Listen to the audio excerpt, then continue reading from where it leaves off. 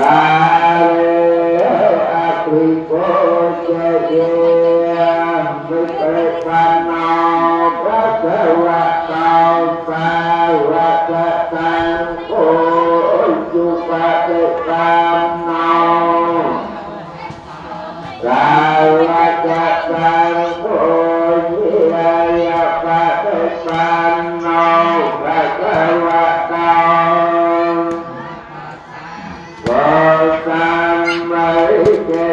để không bỏ lỡ